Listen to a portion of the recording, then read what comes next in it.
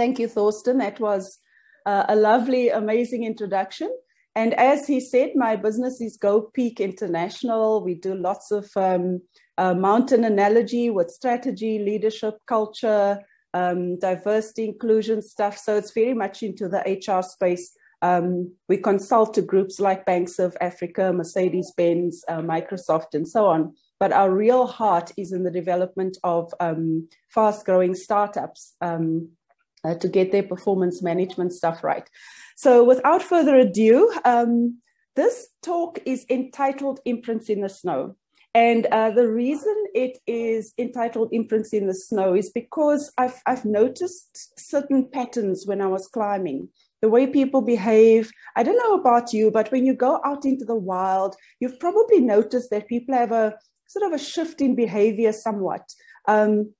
And certainly in my early days as a climber, I usually used to notice that the guys have the biggest shift in behavior. I'm not sure what to make of that, but it's almost like, you know, they start relaxing, you know, all societal norms melt away and they can just kind of scratch and spit and do their thing. But that beside the point, I just started to, because I'm a keen observer of human behavior, started to notice how leading and following works with all of the expeditions I've been on. So that's what we're going to be dealing with is the leading and the following aspect of leadership. So for me, leadership is an encompassing word. It's not a word that is aimed at just one role or one person. Leadership for me also includes followership. So in the 1996 expedition, especially, I mean, I was young. Like I said, I was the rookie within a rookie team. So there were no expectations of me. So I had a lot of opportunity to hang back and watch and observe. And I was hungry for learning. So I spent a lot of time watching the experts do what they're doing. And I spent a lot of time speaking to those experts as well. And so I started formulating just in my own mind what it must feel like to be a mountaineering leader. As a result, I've had the privilege of both leading people up mountains, not as high as Everest. I've led groups to Kilimanjaro, to Mount Kenya, to Everest Base Camp, and so on, but certainly taking them high enough for it to be a tough enough challenge, you know, to overcome some physical, mental, emotional, and all of those kind of difficulty. So in my own journey as a person who leads up mountains, I've also spent time following. So I've been a follower either as an equal to the leader, but in a followership position, or as in the case of the 96 expedition, a follower in the sense of I have no idea about what we're doing. So I'm going to wait for the leader to tell me what to do next. And so I've started noticing over the years of climbing that that's pretty much how a lot of people approach life. And then the leadership discussion, which I've never thought I am a kind of expert or guru or anything like that about leadership. So I've just kind of always absorbed styles and ways. And over time, figured out this is, for me, the best way to lead people up mountains. So what you can see there is that I do love climbing. I love big mountains. And what I've illustrated on this map for you is the regions of the world where I've done some climbing, and basically just highlighted the bits that are sort of above 4,500 meters. So something that really qualifies as high altitude. Things like Drakensberg, Table Mountain, Lion's Head, Devil's Peak doesn't feature on the list, sadly. They're fairly short little hills if you compare them to the sort of high altitude rarefied atmosphere. But you know, over the years I've had occasion to stand on top of Kilimanjaro 4 times. I've been on 2 Everest expeditions, 2 expeditions to Mount Elbrus, for instance. Stood on the top of Mont Blanc as well in France, and then in Alaska climbed Mount McKinley and Mount Baker in the US also, and then Aconcagua. I was actually due back to Aconcagua in 2019, just before COVID really took hold. And just prior to that, during the time I was supposed to go, my younger sister sadly passed away, so that scuppered the plans to go to Argentina again. And then in 2020, I was meant to go to Everest as part of a women's team. And COVID basically closed off all the mountains with all the lockdowns. So I would have been able to now say 3 attempts to Mount Everest, but we'll see. The mountain is still there, thankfully. So as I said, in 96, I was on that expedition with the South Africans. We were fortunate enough to get our South African flag to the summit. And there you can see me highlighted next to Ian Woodall and Kathy O'Dowd, my fellow climbers. And you know, that season on Everest was really one of it was at that stage the worst disaster that Everest has ever seen. There's a movie out about it. The movie is now a couple of years old, but it's probably the most accurate depiction of what happened on Everest in 1996. And that's really what created such an indelible impression on me in terms of how leaders choose to lead when things are going well and when there's a crisis. So here we are, we had this enormous crisis on our hands. We lost 11 climbers during that season, including one of my team members, Bruce Herod, also passed away, not in the storm, but subsequently after. And it was just this incredible sense of loss, trauma, shock. And I tried to look at the different leaders and how they responded to the situation that we were dealing with. Pretty much how I sort of stood back and watched how leaders were responding to the pandemic right now. And later on, when I show you my thinking around leadership and followership, you'll probably be able to start placing certain leaders in certain one of those categories. So 96 was really for me that watershed, that sort of eye-opening moment of, you know, just watching how leadership happens. And of course, at this stage, I wasn't much of a high contributor to the team because I was kind of the mentee, as it were, the apprentice. And I was happy to be in that role because I understood that I'm there for a purpose, but I'm not there to take over leadership. So then after a couple of years of climbing, 7 years later, this time I got invited onto the team. Now, remember, Thorsten said that I was selected for the 96 expedition. We did go through a selection process back then in 1995 in order to qualify to be on the first Everest expedition. So Kathy O'Dowd and myself were the 2 women who went through a selection process, and we ended up on the team. In 2003, I was called by Alex Harris, whom I'm sure you guys have met somewhere before. And Alex called to say we're going on to Everest, but that's only after I bugged him, I think 3 years in a row. I said, Alex, let me know if you know someone going to Everest. And I'd call him up every time. And he'd say, no, I don't know of anyone this year, but I'll let you know. And so Varas Vrachtig, 1 year, he called me and he said, there's a team going and would I like to join them? And of course, I jumped at the opportunity. I have never said no thank you to an Everest expedition. Let me just put that out there. If anyone comes to me and say, hey, we're climbing Everest next year, you want to come? I will do what it takes to get ready to go.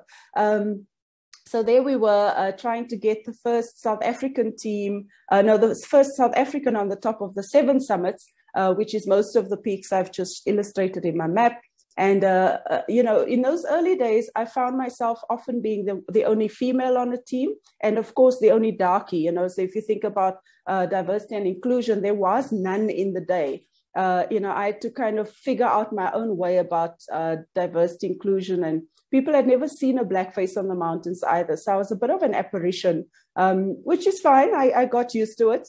But I'm so delighted to see now that a lot of Black adventurers are starting to, you know, push quite hard to make their own stories in the mountains. And that's really a privilege for me because I know that God selected me perhaps specifically to play that role of opening the gateway. And it's for me a big privilege. And for me, I've got a badge of honor for myself for having, you know, just answered that call. But this again, here I was, we were now a team of equals. I was a very experienced mountaineer on this expedition. And still there was some leadership and followership dynamics there that were quite interesting to me that I sort of highlighted. So for me, the big one, Everest, is the summit of Everest is still a dream for me to achieve. Last time I was on Everest, I got to 8,300 meters, which is 550 vertical meters below summit. We had once again a big storm. I had some flashbacks of 96, and I thought I'm not going to be as stupid as some of those people were. They made some really terrible decisions. Thankfully, I had the experience of 96 to flash back on. So when the storm hit us in 2003, I knew the best thing to do is go down. The loss of life is not justifiable if you know that the best course of action is to save yourself and your teammates. So I'm yet to go back to Everest to try and get to that summit. And that remains one of my big goals for life. I also want to finish the 7 summits, so that's still a dream in my back pocket.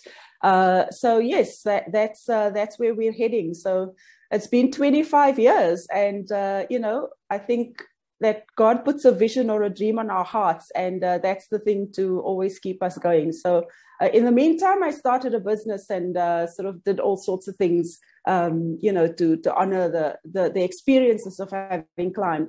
So that 96 expedition, if you go Google the books now, books on the 96 Everest disaster, you'll see there are quite a number of them, because it was just one of those. Some of you here would remember that, Dan Moyani and I were on 702 every single morning talking about what's happening on the mountain today. Of course, we didn't have Facebook and, Instagram and all these immediate tools to let the world know what's going on. So Dan Moyani and I scheduled a call every morning. We'd call in and say, Deshun, what's happening on the mountain today? And I'd give him a bit of news from Everest. But because of that disaster and because of us as, first South African, it captured the attention of the country. But the world started to realize that there's stuff going on Everest. And it's because of some of the leadership decisions that were made during that season on the mountain that the disaster actually happened. It's not because of the storm. Everest is the highest peak on Earth. Storms are inevitable. Bad weather is inevitable. Cold, discomfort, all that stuff, it's inevitable. So it's not that happened.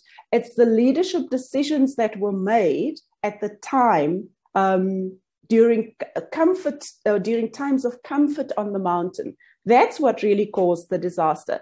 And what do I mean by that? If you read any of these books, you will find out that Rob Hall and Scott Fisher, also featured in the movie, had these promises that they'd made to their paying customers. So this commercial climbing that we understand today, where you hand over some of your hard-earned money to a brilliant, experienced climber, and they then get you up the mountain, that was new in 96. It was a very new concept. And of course, a lot of people came in not really understanding what they should expect of themselves and what the leaders should give them to do. So Scott Fisher and Rob Hall, in my mind, very much these front-facing type of leaders, kind of made decisions that impacted the team and, in fact, eventually impacted the death of themselves and others on their teams. So in the book, the book every leader needs to read, I'm a contributor to that book. And on page 37, you can read the rest of the theory around and some further anecdotes if you are interested in seeing it. So a lot of the imprints in the snow stuff is highlighted in my book, Every Leader Needs to Read. So let's get talking about how these leaders appear, not appear in substance necessarily, but how they appear in behavior. Okay, so when we talk about leadership, I always feel like we're only speaking of one side of the coin. There are two sides to this leadership coin, and then there's also a rim to a coin. Every coin has a rim. And I think that rim is the context of what the leadership followership dynamic should find itself in. So when we talk leadership, there's usually this person that we have in mind, or a persona, and the persona is usually like this. Now, you've probably noticed, and as I go through these, I want you to just think of some contemporary leaders, maybe some leaders from the past that you can fit into this box for now. I do say in the book that I don't box people, but there are certain behaviors that are dominant in certain people. Okay, so let's go. So this leader, because they're decisive, are very good in times of crisis. They can say, do this, do that, without really too much thought or collaborative input. Okay, so give them a crisis, they'll sort it out. What I also noticed about leaders that are typically front-facing is if they come into a space where there's no crisis and they have been appointed, they will create crisis so that they can be seen as decisive. A recent US president comes to mind in my mind, but it depends on which way you view him. Again, context is key here. They don't tolerate weakness. They're very quick to point out that someone doesn't belong in the team because they can't keep up, or they could be termed a bully because it's often very obvious that they don't have a high tolerance for people who can't keep up with the pace. So they're impatient. They put a very strong pace in place, and you need to keep up with them because they're decisive. They don't have time to stand around and wait and talk and whatever.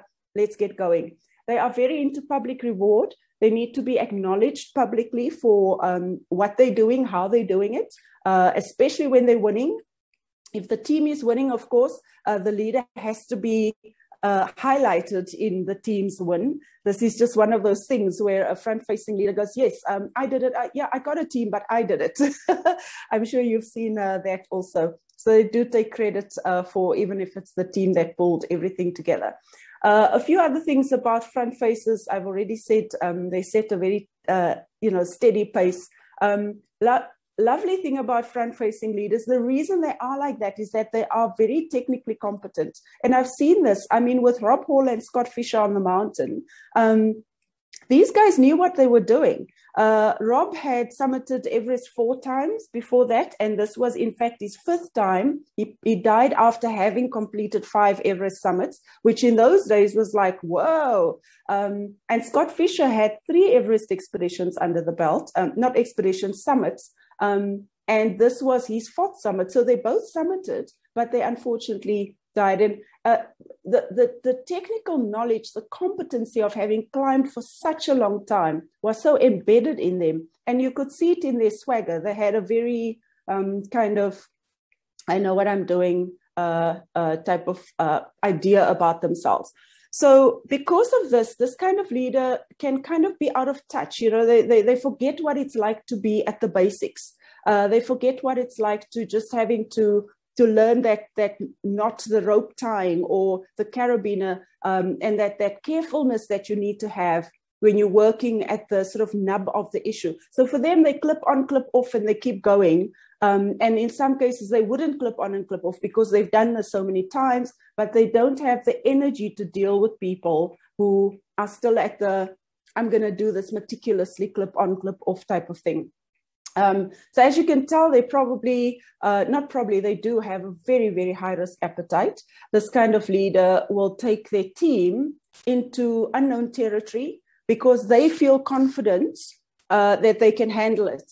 But they're not always checking in that the team feels confident that they can handle it. So this sometimes can lead to disaster. But if the leader has other attributes like self-awareness and empathy and those kind of things, obviously then, it's easy for them to check back with the team and make sure that they don't lose or leave anybody behind.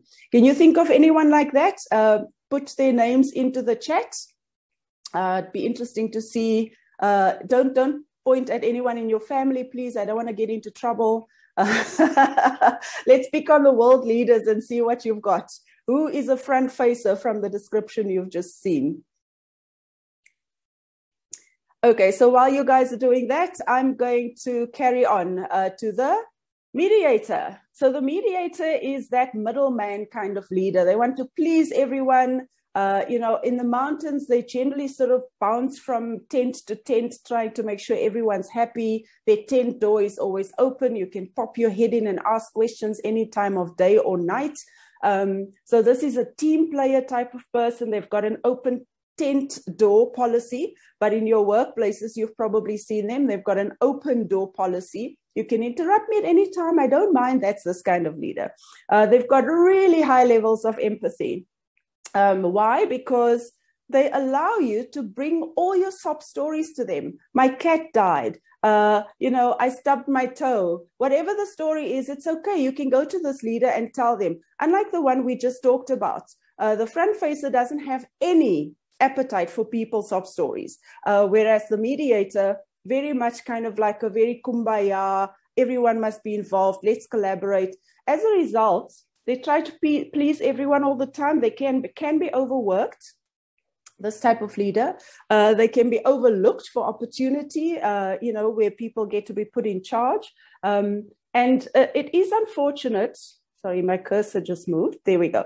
Because they're multitaskers, they can say, oh, bring your pal to me. I can see you struggling. I'll help you sort that out. Then someone else comes, well, please, I need help. Can you help me sort this out? And they say yes. They don't understand the word no. So they're multitasking all over the place.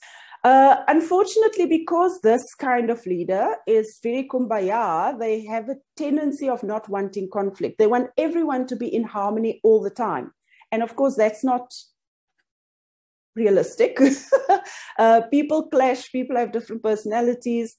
So these guys bend over backwards to get the harmony that they think should always be part of a team. It's great to have them around because they can kind of be the glue that keeps things going, or the energy that keeps things going. So they can be very inspiring to be around. Now, again, I'm going to just mention this so that it doesn't sound like I'm labeling people.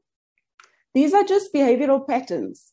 Nobody is 100% any of these categories. Okay, so a mediator might have some front face attributes, and a front facer might have some mediator attributes. It's just I'm showing the pure style so that later we can meditate on or reflect on which of the styles are we a combination of. So mediators are well liked, approachable. I mean, all of these things are, that's just kind of how they are. But like I said, they can be overlooked. And if they have a very ambitious team member that's in a followership position, they can very easily be usurped. So mutinies get staged in the presence of mediator leaders. So just watch out for that if you consider yourself a mediator, because that's just the thing that can happen to you. Okay, so I'm going to go to Cultivator. I also hope you like my mountaineering pictures of myself. This is in the Russian Caucasus, I think in 2007, sometime there when I was young. So the Cultivator, self-assurance, they function like a shepherd. If you think about a shepherd, they sort of hang back, they get the sheep to where they need to be, but they don't have to be with the sheep all the time. They get them to the trough, they get them through the gate. They guide them through difficult pathways, but they're always at the back, always kind of going, keeping them on track with where they need to get to. So this kind of leader is very capable of creating tangible, clear visions for their team. Because the team knows where to go and there are very specific guidelines in how to get there, this leader then hangs back and lets the team go. They put the strong people where the strong people need to be. They put the capable people where the capable people need to be. And they just kind of manage, the dynamics within the team without being in the thick of it. That's the point I'm trying to make. What I've often found with leaders like this, they function from a very, very strong moral compass. They don't need to be seen. They don't need to be given accolade. They want to be impactful, and they want to be effective. And these type of leaders are willing to self-sacrifice in order for the team to get to the goal, because the goals are often purpose-driven. And so for the sake of getting the purpose done, they are willing to sometimes be quite self-sacrificial in whatever way it comes. So this leader is servant-like, not a pushover. They demand excellence. They demand high levels of performance, but they also equip their team so they can stand back and coach and mentor and do all of those things to make sure that the team functions at their optimum. So a peak performance leader in today's day and age, where everything is so flex and flux and there's disruption everywhere, cultivators can position themselves really nicely to be that kind of leader, because coaching and mentoring, for instance, are emerging as tools to help teams go. You just put the right system into place, you put the right talent there, you give them the right vision and purpose, and then the cultivator hangs back and makes sure there's coaching and mentoring along the way. Can you think of any leaders that fit into this kind of leadership model? There must be some. I'm struggling more and more to see these guys in the political sphere. Okay, so somebody's elevating their pastor as cultivator. Oh, brilliant. I'm sort of wondering because, okay, so Garth Jaffet Heartlines, with regard to the front facer, somebody said Jose Mourinho. So then I'm wondering, while we're on soccer coaches, whether Jurgen Klopp would be a cultivator. And then back with, one thing we weren't sure about is Jacinda Ardern. Yes, the New Zealand Prime Minister. PM of New Zealand, yeah, said seems decisive and approachable, so not sure where they go. Was Nelson Mandela a cultivator? Question. And those are good questions. I agree that Ardern in New Zealand is she plays in both worlds, and she does it so skillfully. And like I said, no one is perfect. No one is 100% any one of these descriptions. We all have a little bit of all, but we have a dominant side that kind of emerges when, pushed. It's like when you squeeze an orange juice comes out. There is a dominant side that comes out, but we all have adapted leadership behaviors in us, especially when you get to prime minister, president level. You'd have had to come through the ranks as a leader of something somewhere along the line. So you pick up other effective ways of leading that can then make you kind of a hybrid leader. Is Nelson Mandela, or was he a cultivator? Personally, I would strongly put him in a cultivator role. And he was able to swing people from being quite angry to being quite purposeful in a very, very inspirational way. We think of them as rare, but think about it. There are probably millions of cultivators out there. But what I'm noticing is that the people that are the loudest make it to the front because they're visible. They, when accolades are there, they get pushed to the front, they get their medal or their trophy or their whatever they get, and they get lauded as the person who made it happen. Cultivators are not looking for that. So they don't put their hand up, they don't make their voice known. They just like plugging away, making sure the difference and the impact is made. So that's really where we're at with the world's leaders today, is that the front faces make it to the front and we choose them. And we need to ask ourselves some very pertinent questions around why that is. All right, so I want to step away from the leadership side because there's still followership to go and I've been at it for about 30 minutes. All right, so I got so carried away with talking about these behaviors, I didn't bring them up, but there you can see them. So this is a video that is hopefully going to play, but it gives you an idea of how leadership works. And it's not a stage video, this really actually happened. And I want you to look at it and then think of who the front facer is in this dynamic, and there's a followership role as well, but because I haven't introduced that yet, I'm going to leave it to discussion later. Good weather has allowed the team to move quickly, but it is beginning to take its toll. 6 days after leaving base camp, a team decision has to be made about Deshun's progress. I don't know, guys, I'm telling you, if I go up today and you feel like moving on tomorrow, it's just not going to work, eh? I need rest. We've been pushing hard because the weather's good, and on this mountain we have to move when the weather's good. And I think we need to harness this day because the weather's changing, and tomorrow I think it potentially could be quite bad. It's going to get pretty windy around that corner, and I think hanging around is not really an option. You have to move when the weather's good, and you sit when the weather's bad. So I think we have to move today. I understand everything you're saying, but it doesn't make my legs feel any better. And I know what it's going to be like to go up there. And I know if I get 1 day's worth of rest, I'll be fresh and I'll be faster than I have been. And when the weather's good, we move. That's the bottom line. We're here to achieve results, and that's what we've got to do. There's 8 of us here, not just one person. Okay, who wants to take a wild guess what leadership pattern that falls in? Can I talk loud? He's a front facer. He's a front facer. Absolutely, hey, absolutely. Sean is at that stage. So we were a team of equals, interesting enough. And so fortunately, I could make my own decision about my climbing approach. But for that team, we chose him to be the leader. And of course, choosing Sean to be the leader meant that that's the kind of leader Sean was. As long as you could keep up with him, he was fine. He's actually a very nice guy to get on with. But when that kind of moment hits, he doesn't know what to do with it. So he just pushes. It's all he knows as a front facer.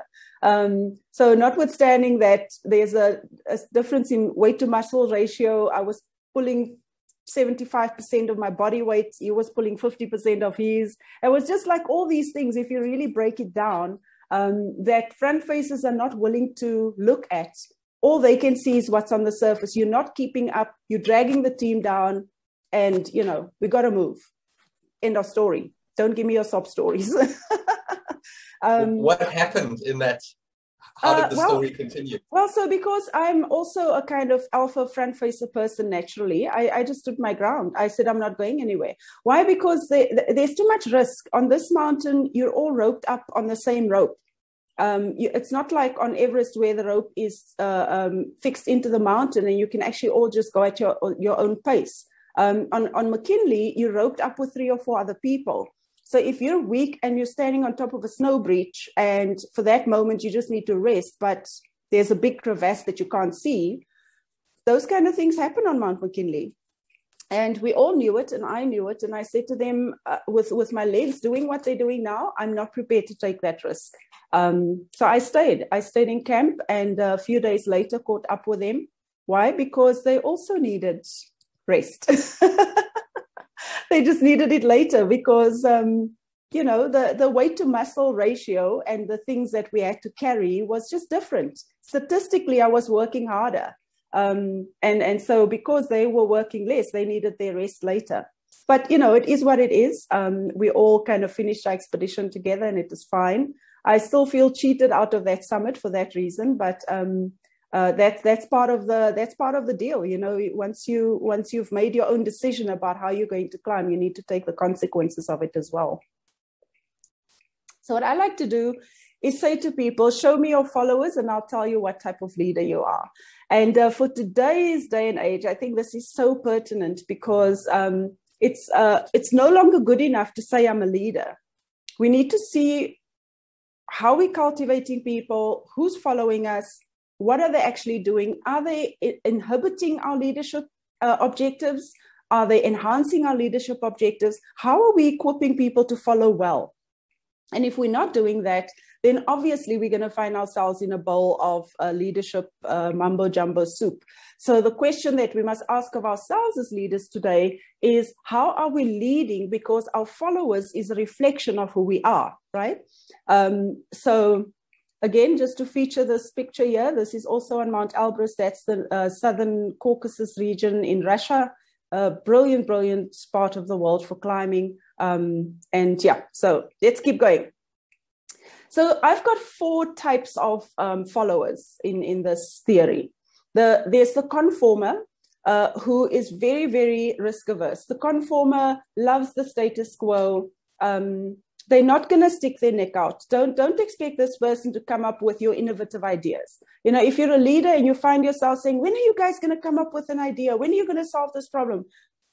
Conformers wait for instruction. And I think the typical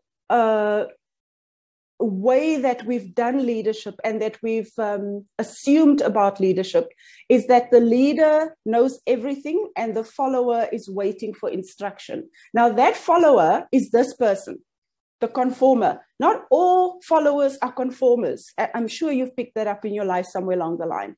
So there are conformers though, and they can be a very, very strategically well-placed asset in your team or in your business. These guys will not stick their neck out. I mean, they can see something is wrong. They'll have an idea in their mind that it should be fixed, but they'll never mention it.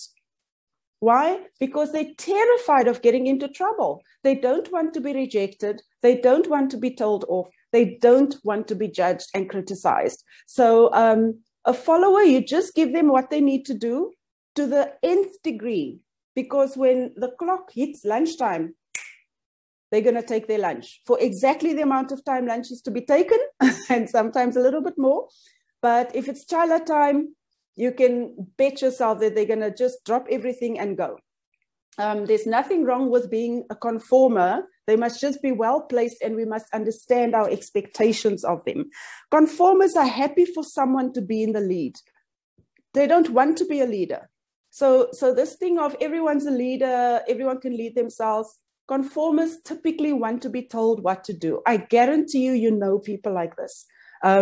So when I go into companies and they say, oh, please equip our team so they can be more innovative and think outside the box. If you have a team of conformers, you're wasting your money. We can give them the tools and techniques. They might try it for a week and then they'll go back to normal. I've seen this happen. So it's okay. They follow instructions, but nothing more, but know them. Know who these people are in your team so that you can understand that if I tell a conformer, here's the line, you go from here to there every single day, they'll do it. And they'll do it exactly to how you're asking them to do it. But please don't have a whole team of conformers, because we'll see later what kind of leader that makes you. But I'm a bit cheeky this morning. I had my turmeric latte, so it's giving me a bit of oomph. So when it comes to followership, the second pattern of follower that I've got is the transformer. Now, this is a very interesting person in the dynamic. The transformer is a bit like an AC/DC plug. The transformer can swing both ways, if you know what I mean. They literally can be the person who causes huge mistrust and toxicity in the team, or they can be the person that's your greatest asset in terms of assisting your leadership to, just go full steam ahead. So who is the transformer? They're typically an influencer. They can affect the mood of your team, or, some people walk into a room and the whole mood is affected. We know people like that. These people are players. They check the game out, and then they work out a strategy on which way to play the game. All right, so watch for them. And they function. The reason they swing both ways is because if there's threat, they will manifest differently than if there's safety. Now, it's the perception of threat or the perception of safety that is important here. If a transformer is in your team, if they perceive that they are safe, they'll be your greatest assets. They'll be an ally. They'll be a strong, positive influencer. But if they perceive that there's threat, they will swing exactly the opposite way. They'll become a thorn in your flesh. They'll become an agitator, and they can swing your whole team to disrupt your objectives. So when you identify a transformer in your team, you need to work out. They're a bit of work, but once you have them on your side, they're easy to work with. So if you identify you've got a transformer on your team, you first need to figure out what is going to make them feel safe, because it's that level of safety, that perception of safety, that turns them into a strong, positive influencer and ally. But if they think that you don't like them, they're going to make your life difficult. Even if you are the leader, you'll constantly go, why is this person going on like that? Why do they make my life so difficult? It's perhaps because you haven't given them reason to feel that they're safe in your team.